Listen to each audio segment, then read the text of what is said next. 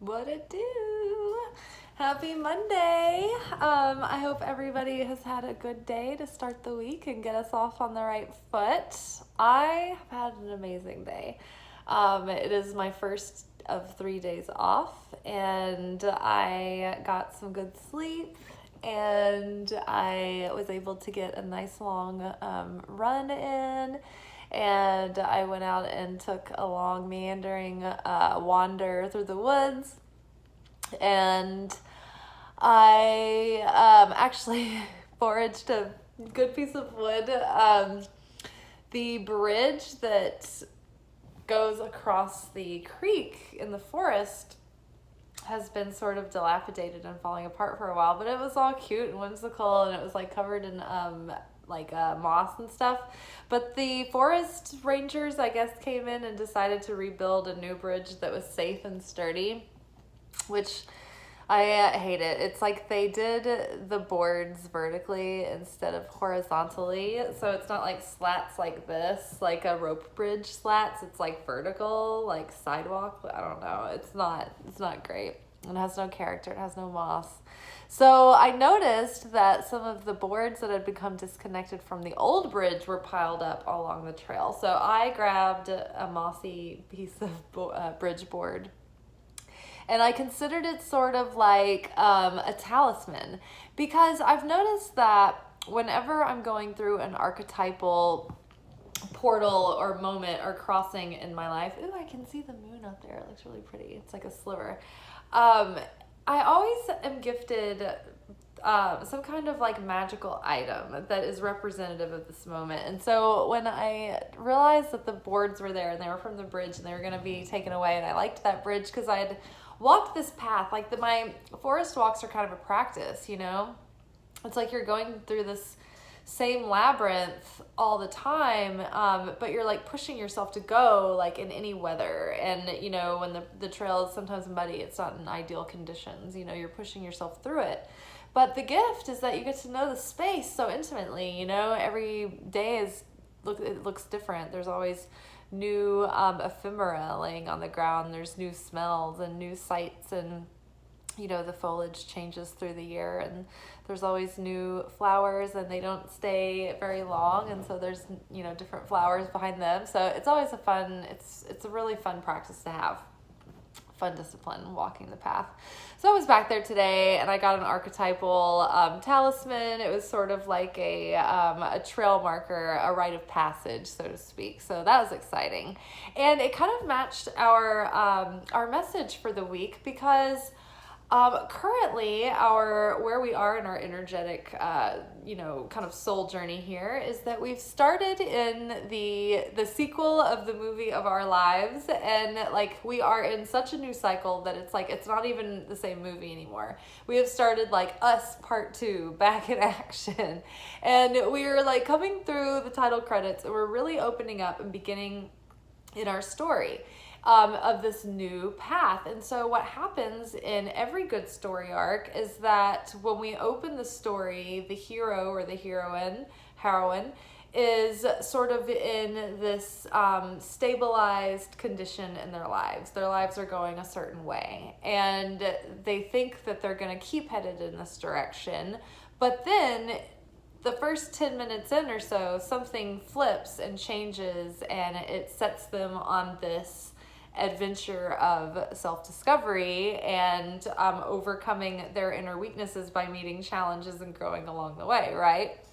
So we are setting out on a new journey, and right as we are in these opening credits, it's like us, the character, is taking a moment to reflect and consider, okay, now that I am the mastered version of myself at this level, I mean, not ultimately mastered, but we're always on a path of mastery, right? So this woman is looking into the crystal ball, which is a symbol of unity and wholeness. And once we have that within us, we have this clear perspective that gives us like a 360 view, like a very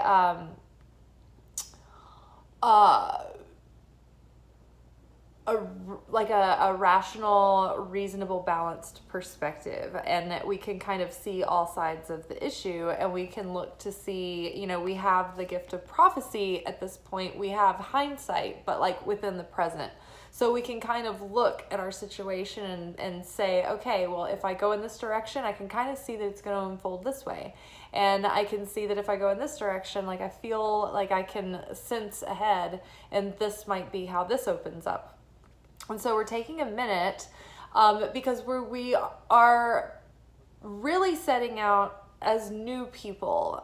We don't want to carry the old self with us. We want to start off in such a new experience that's going to really open us up to our fuller potential. So we're aligning with our higher selves, and we've dumped off so much of our old beliefs and old patterns and old fears and old self-limiting tendencies and habits that there's so much space opened up within us. We might have even gotten rid of a lot of like old clutter around the house. A lot of times our outer is mirroring our inner, as we've been learning, and our inner is reflected and symbolized in the outer. So we've really been cleaning it up and opening up a lot of space, a lot of emotional space, a lot of thought space, a lot of energetic space, creative space in our lives and within ourselves. And so there might be this feeling of itchy antsiness and this disembodied anxiety because, the tendency is to want to fill that void.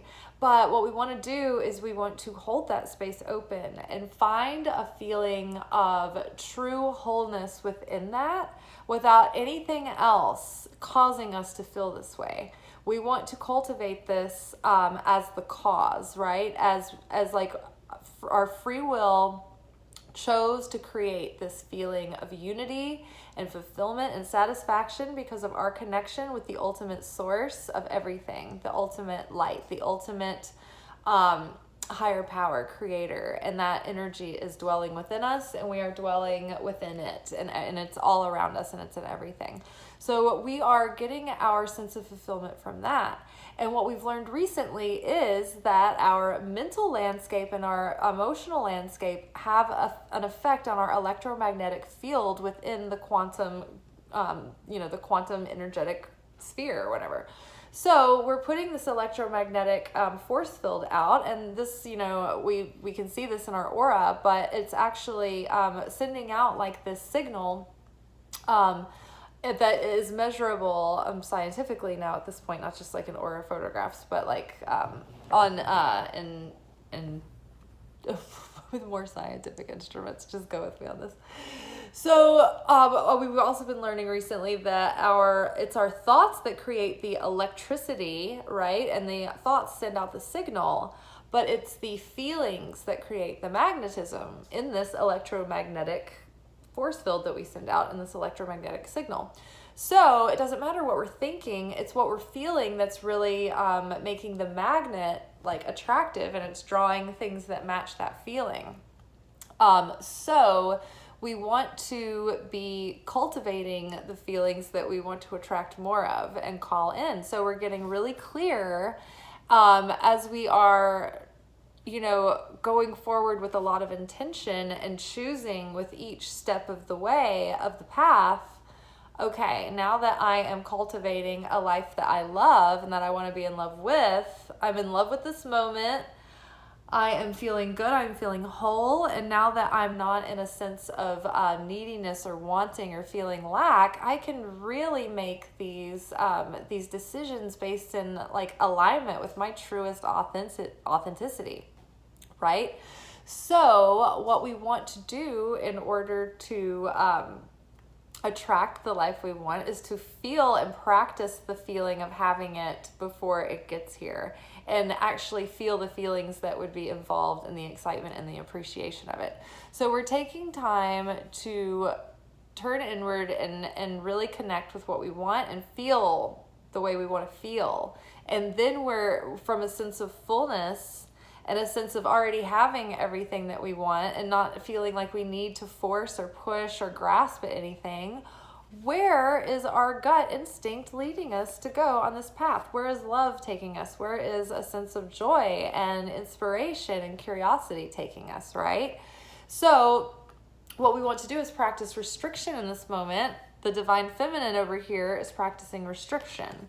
The masculine, the divine masculine over here is feeling very excited about getting out there and taking a leadership role over their own life and taking leadership of their own life and putting their focus and direction into action, into divinely inspired action, which is wonderful. But the tendency of the King of Wands might be a little bit to get impulsive and maybe a little overbearing. So they want to cool that off with practicing restriction. And so we pause and we reflect. We say, why is this in my movie? Or do I want this in my movie this time? And so that's my oven is heating up. I was on a roll. There was some point that I wanted to make about this specifically, the something around slowing down and really intentionally making our choices with our free will.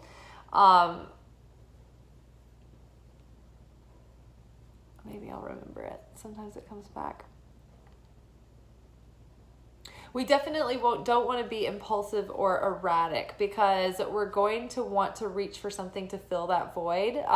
But we want to allow that space there. Oh yeah, that's what I was getting at. So leave the space, leave the void there.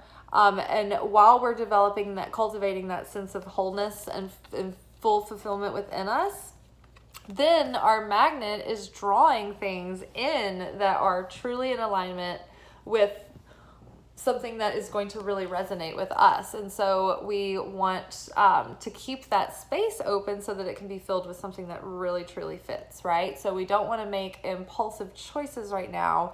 We want to be slow and deliberate in choosing each little step of the way and taking ownership of each choice, and making that in alignment with the values that we are now building our new life with. These are all new patterns that our nervous system isn't used to yet. So our nervous system can feel very out of sorts in this new skin. Even though we are up-leveled and things are better, it's not familiar to the nervous system. So the nervous system is like a little bit panicked and is like a little bit like hyper-vigilant and like paranoid and on edge, and wants to maybe either in a sense of apathy go back to the old familiar patterns, or in a sense of like survival and like hypervigilance to go back to what is familiar. But don't do that. Really, really make an effort to be mindful and aware and present with yourself as you move forward over the next few weeks, as you're integrating and making choices from these new patterns. We're establishing new ways of showing up in our life. We're establishing healthier routines, healthier boundaries, healthier choices. So we're really trying to align with our higher self with each little thing in the day. It's like, okay, what does my higher self do? I've noticed that I've been getting up and like chugging water in the morning, which I usually would forget to do. And I'm like, that my higher self would definitely chug water in the morning. Little things like that, like make each part of your day meaningful and sacred, right? Like even just remembering to drink a bunch of water in the morning makes a huge difference, right? And it like shows yourself that you value yourself, but it's all those little ways that our higher self shows up that allows it to show up as the super self, right? What if we could be super people? Think about a person with superpowers is like, has the kind of confidence and inner steel to just like take it slow and choose and act very intentionally, right? They're not reacting to their environment. They're proactively like, in kind of like this harmonious flow with the things around them, right? And so that's why, the things seem effortless to them. They are the creators of their reality. And so that is what we are doing with each time we can practice mindfulness.